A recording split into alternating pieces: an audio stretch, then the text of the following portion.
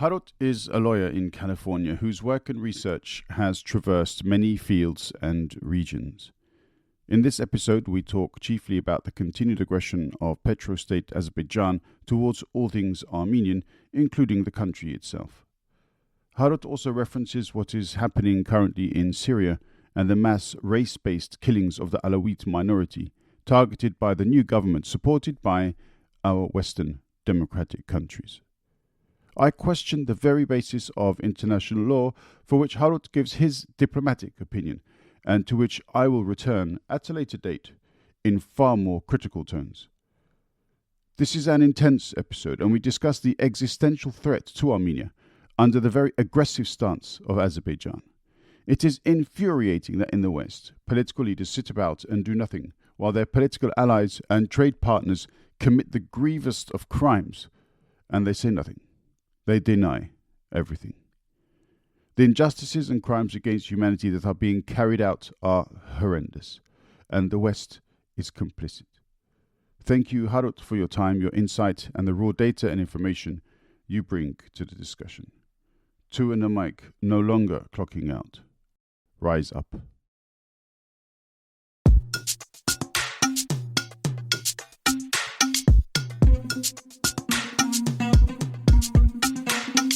Dung weche pek kod welo mabiro e TwoandaMic. Dung parodit kod jok mawuoye TwoandaMic. Seche tin sud buta wawinji e TwoandaMic. Wala wachokre, wabed piny, bi wawinje, ero chako, momit ndi, podcast makende. I'm joined again by Harut from California. Harut, how's it going? I'm doing well. How are you doing, Zach? Yeah, good.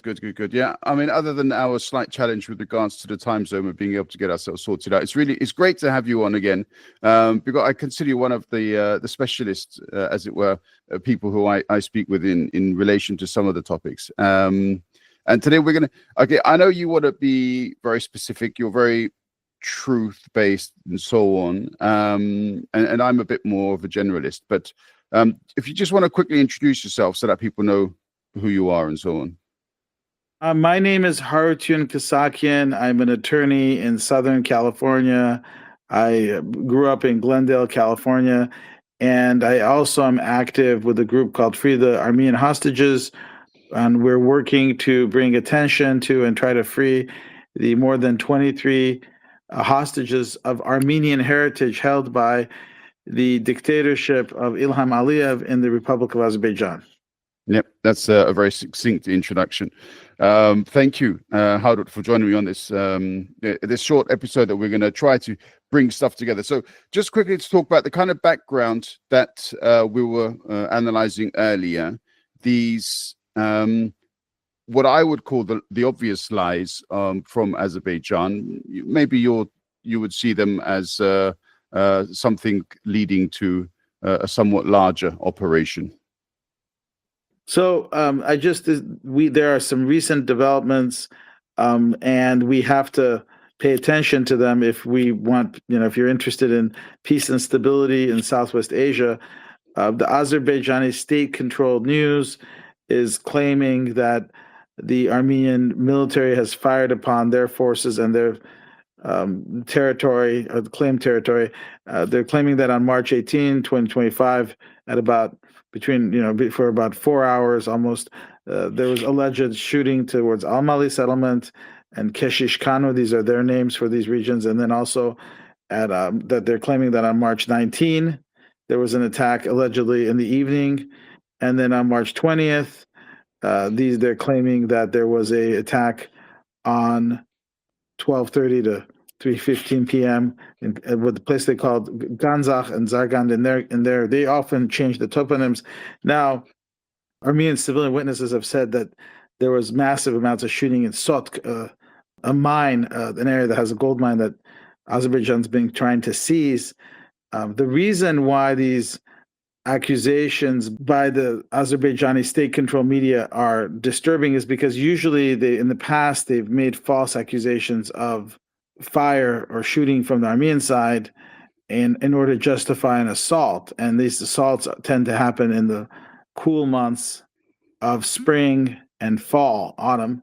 And it's very regular since the November 10, 2020 tripartite agreement that Russia brokered, where both sides were not supposed to fight each other. There was supposed to be a civilian population living in peace in the northern part of Artsakh, aka Nagorno-Karabakh, under the protection of the Russian peacekeepers, rather under the observation of Russian peacekeepers and the protection of the Artsakh defense forces.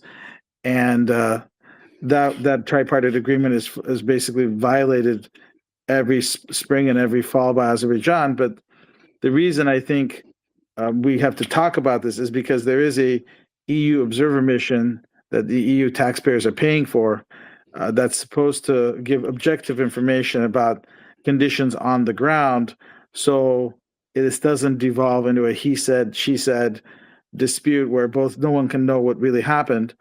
And the EU observers have been fairly quiet, and we know that the EU imports a great deal of natural gas and from Azerbaijan, and they want to expand that relationship. And there's an issue of the objectivity and the credibility and the integrity of the EU observer mission in Armenia. Yep. Well, I mean, that doesn't come as a complete surprise, unfortunately, with regards to the way some elements of the European Union operates. I'm not particularly fond of their Frontex either. I'm not particularly fond of the way that they treat the countries on the periphery of the European border, nor indeed the people who come seeking asylum and refuge. Their treatment of these people is also, I would say, an infringement of their human rights. With regards to business, the European Union, unfortunately, continues to practice its neoliberalistic approach. They don't really care about any potential, I think, regional disputes where their business interests are concerned. With regards to the ceasefire, or there's not really, I don't know if you call it a ceasefire, there's nothing of any nothing worthy of the name, I think, in practice. Azerbaijan has a very long history, as you alluded to, of breaking ceasefires. They've constantly drummed up all of these false accusations when they themselves have been the ones that are breaking any kind of ceasefire and any kind of truce. They've got a huge number of people online who constantly create all sorts of false histories. They claim ownership to Armenian and also Iranian or Persian buildings, talking about some kind of a history that just simply does not exist. They lay claim to all of these different historical events and architectural wonders, as it were.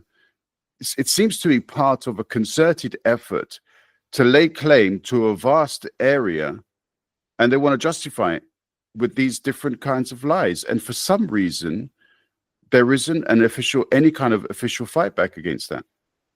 Now, I'm right now. I again never want to make any kind of inaccurate statement. I'm on the X account, formerly known as Twitter, for the European Union mission in Armenia, and it says the last update they have on 16 to 17 March, EUMA dispatched patrols to various locations along the Armenian-Azerbaijani border. And by the way, that's a de facto border. I'm just adding that in. The situation remains calm and quiet with no unusual activity observed. So that's their last statement. And then we have March 19 and March 20, and they have no statement as to the accusation by Azerbaijan. Now, we do live in the 21st century. This is the year 2025 AD. And during the OSCE negotiations, former President Serge Sarkisian had suggested, had as part of the negotiations, the envoy had recommended that devices be placed on the Nagorno-Karabakh line of contact with Azerbaijan to make sure that there's objective information on, using physical devices on where gunfire is coming from, where artillery shells are coming from. And the Azerbaijani side rejected that. And if you notice the media narrative in the West, they never discuss this very reasonable proposal. So if we go through this again and again in the South Caucasus, where it's kind of the way the Western great powers treat the Caucasus is it's a magical place. No one can know what's the truth. No one knows who shot first. When there is both the technology and the ability to set up a system where we can know objectively that Azerbaijan attacked first and that Azerbaijan is the one violating the ceasefire. Now, we combine that with Pashinyan's, he has fired many experienced and skilled military officers and barred them from participating in the military. He doesn't hold, very rarely does Armenia ever have a live military exercise or any military exercise since the Civil Contract Party came to power in 2018. And since the tripartite November 10, 2020 agreement, Pashinyan and his administration have been very, I would call it, not just passive or docile, but pacifistic in their comments about Azerbaijan. Mr. Pashinyan recently said that he did not want to comment on the Baku hostage crisis. He didn't refer to them as the Baku hostages, but he did not want to comment on it because he didn't want to cause harm to any effort that Azerbaijan may be making to try to release them.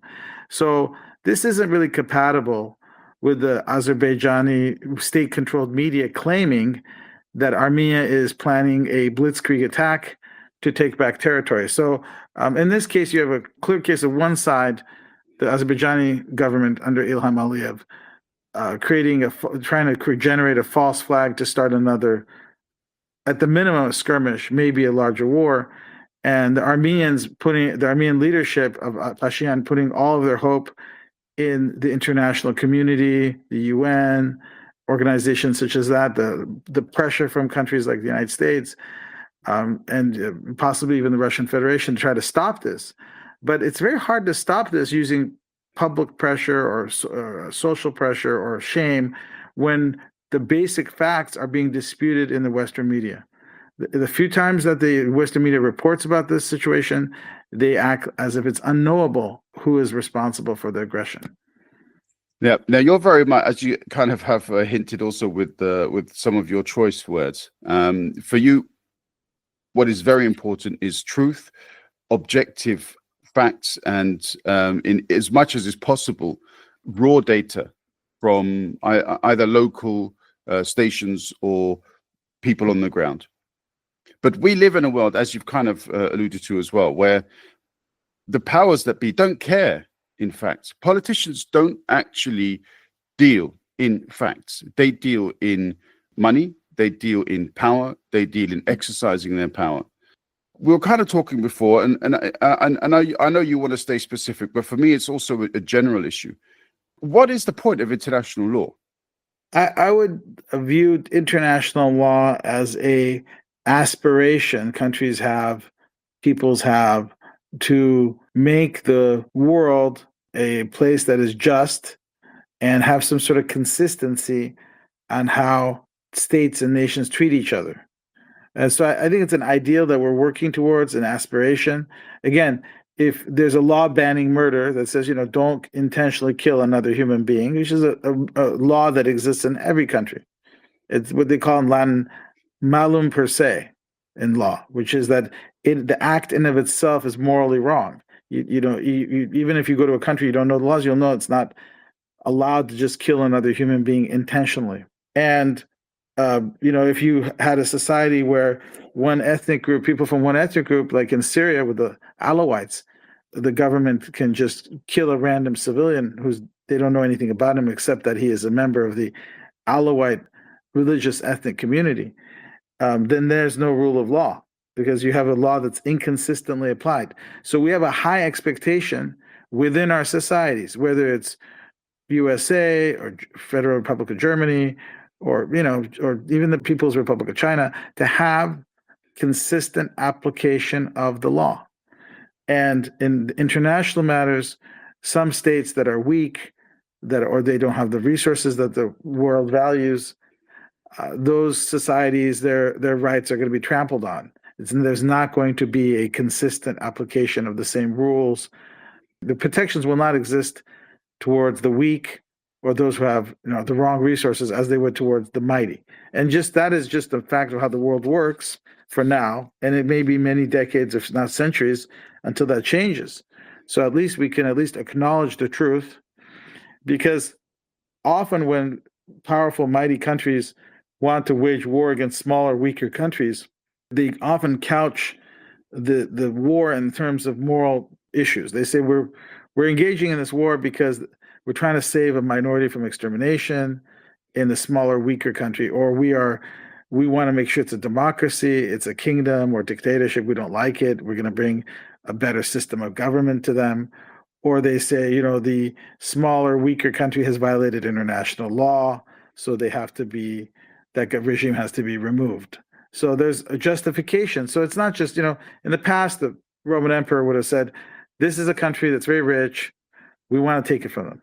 We're going to make them our lieges. They're going to pay us taxes. We're going to take their people as slaves. It's very honest. Today, no, very few governments will say that. They'll say, oh no, there's been this event which is, offends us, and we need to go and impose our own regime that's going to be morally better than the last one. So international law is really used as a tool to justify often international law, and its ideal should be helping create world peace, helping societies get along. But in reality, it's selectively applied to help the powerful dominate and subjugate the weak. And you see it in places all across the world, and not just in the relationship between Azerbaijan and Armenia. Azerbaijan having 7 billion barrels of oil, and Armenia being landlocked and not being able to freely trade because of sanctions against Iran and interruption in trade with Georgia and a blockade from Turkey. Again, there's an imbalance in economic power between the two. Yeah, I mean, you as a lawyer obviously more than most understand the importance within also a democratic country, the need for the rule of law. However, what we can basically see is that the law is applied unequally, unfairly, and when one nation, such as the United States, for example, has the power and has the military might that it does, then it feels its interests are essentially international law, and the interests of its allies essentially are also international law. I'm of the opinion that there needs to be a general reset, both sort of domestically within many countries, but also internationally. How effective do you really feel the current setup is for international law when you've got an organization such as the UN, when you've got organizations such as the International Criminal Court, when they make decisions or attempt to make decisions based on the rules for which they've been established, and you have countries such as the United States and European countries basically reject them outright? How can there be any kind of an argument that international law actually exists? I'm going to go step back from the idea of international law and talk about the facts, right? The facts that may create an international legal question. So, so before we criticize the ICC or the Hague or the ICJ, these institutions, let's look at the media and and I'm going to pick on the Western countries because that's the media I consume and I read. The media, and also the role of non-governmental organizations like Human Rights Watch and Amnesty International. We see that if a party or interest group can suppress the facts, either the media doesn't report about them or reports about them in a distorted way, or then there's no way, I would say it's almost impossible for an international legal body to do anything about it, right? So again, I'm not fluent in Arabic.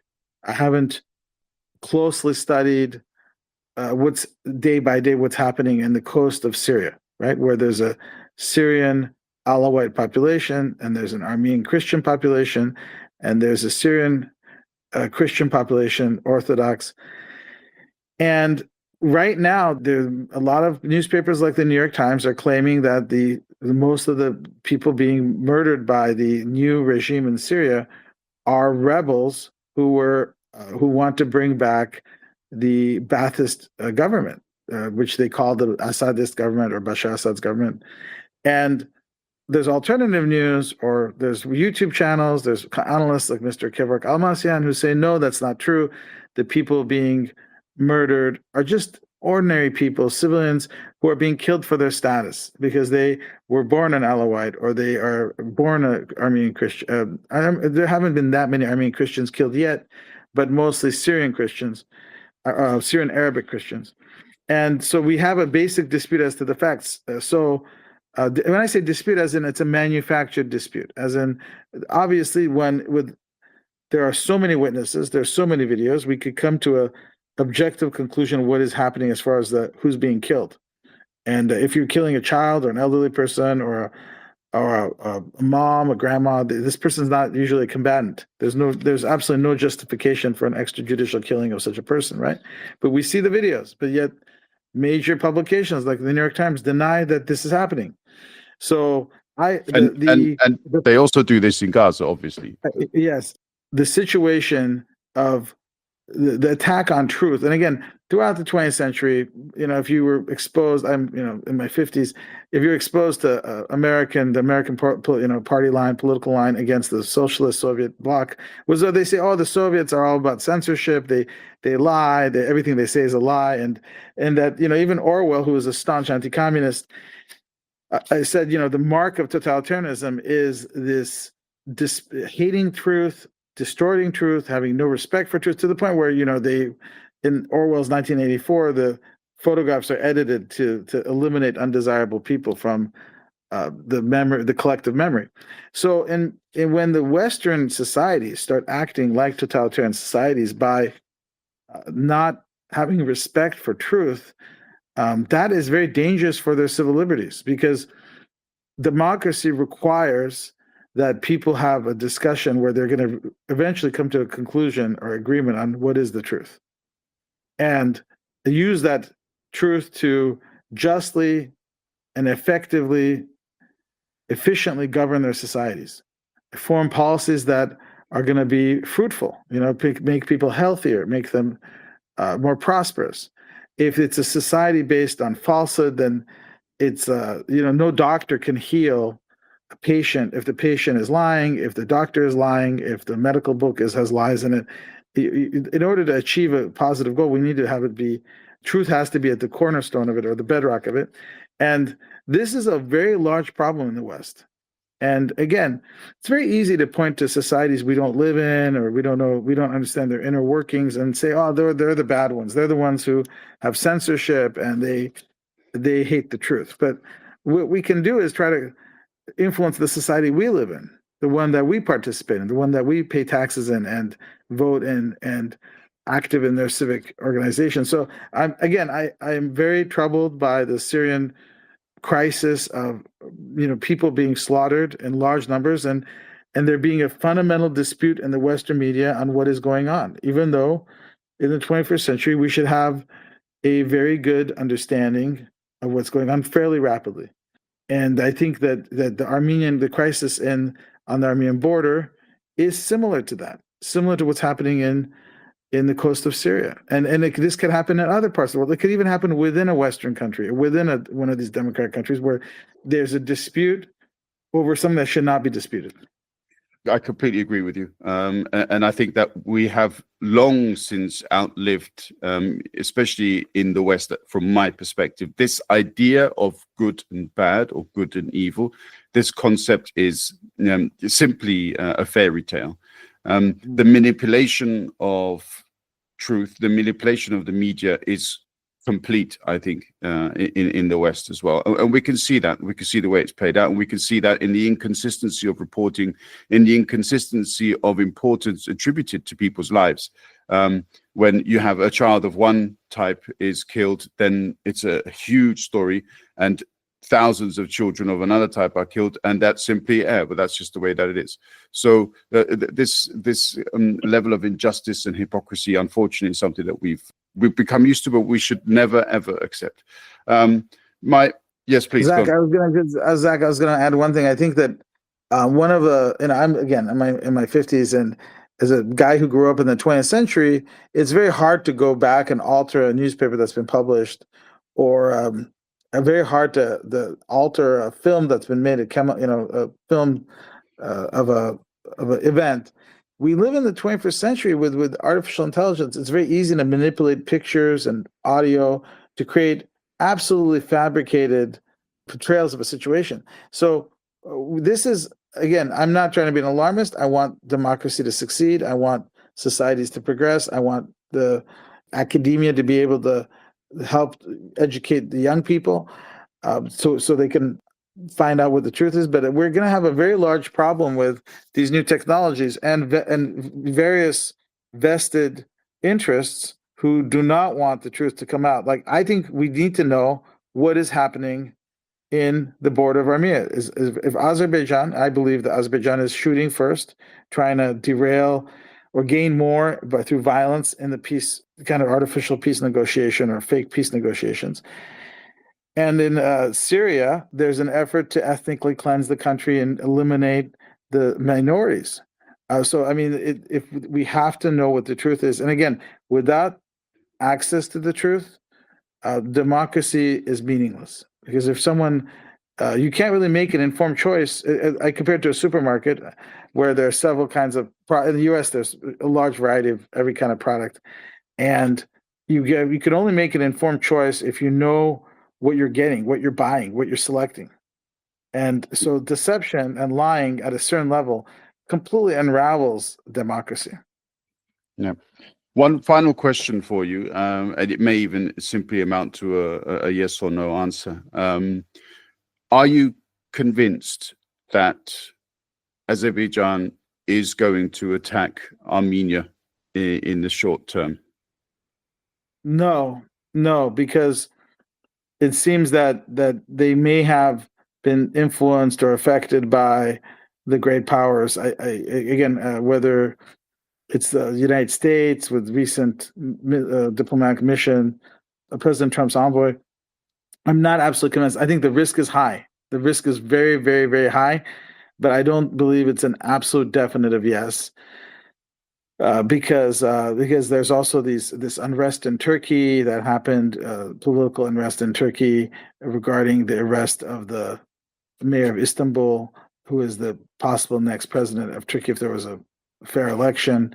So I'm no expert on Turkish politics, but there's a small possibility it may not happen, that Azerbaijan may not attack. But again, it's a yes or no is very hard. I would say no, as in it is not 100% certainty, but it's extremely likely.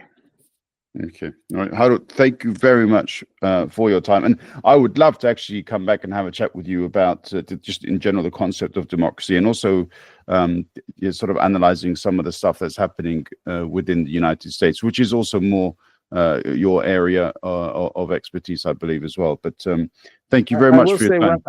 I will say one last thing. In the United States, if you were born here, you're an American. So that's just, if you're born in the United States, you're an American. So that's about as political I'm going to get on that topic, but that's for the next discussion. Brilliant. Thank you. Thank you very much, Harut. All the best. Bye-bye. Bye-bye.